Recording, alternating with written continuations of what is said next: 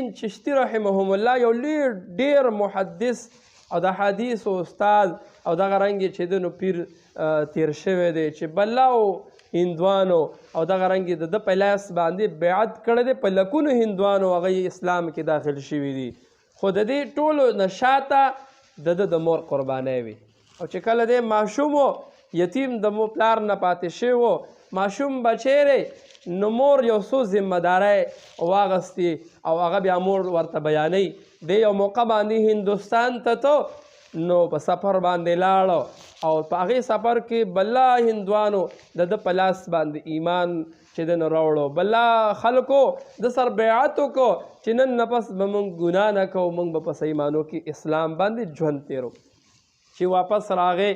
او مور له پخپو باندې زور کوي او مور ته وایي مور ډېر زیات خوشحاله یم او نن چې دی نو زه په سفر باندې په دوره تللی وم د هندوستان او زما په لاس باندې ډېرو هندوانو په لکونو هندوان زما په لاس الله ورته ایمان نصیب کو او ډېرو په لکونو خلکو ما سره بیعت وکړو او خپلو ګناهونو باندې توبه وباسله نو مور زه په دې ډېر زیات خوشحاله یم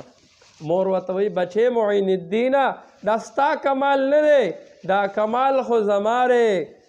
دی ورته وایي مورې څنګه په لاره پیدل سفر ما وکړې تکلیفونه ما برداشت کړل یخني او ګرمي ما برداشت کړله او دغه رنګې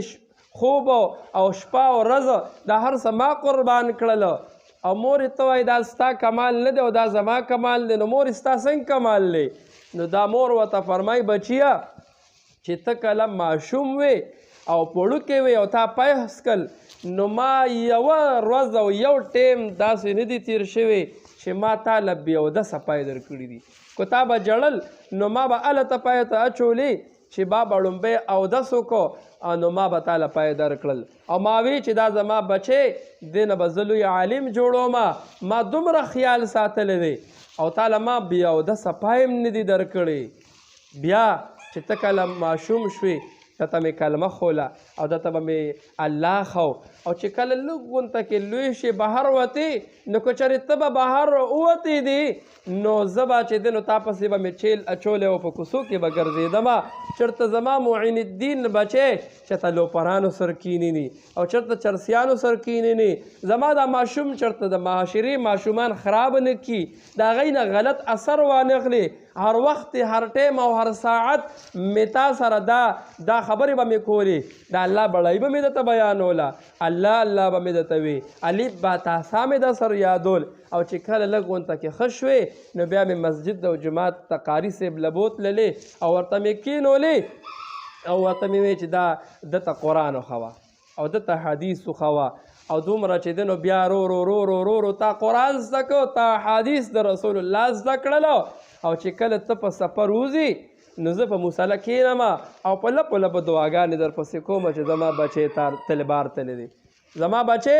بهر تللی دی او یا الله کامیابې راولي نو میندې دا ګوره د بچو دپاره دعاګانې غواړي میندې د بچو دپاره به خامخا دعا غواړئ ما خو تاسو له دا ووي چې ګوره د مور ذمهداري نه ده چې دا د تش د بچي دپاره ډوډۍ پخوي او کپړې دې وینځي کور دې ساتي بلکې د مور ذمهداري دا ده چې دا به د بچو د دې خدمت سره د دوی صحیح تربیت کوي د دوی به صحیح تربیت کوي چې داسې تربیت یې وکړي چې دا بچی لوی شي نو که عالم نه وي او حافظ نه وي خو چې کم از کم په صحیح معنو کې مسلماني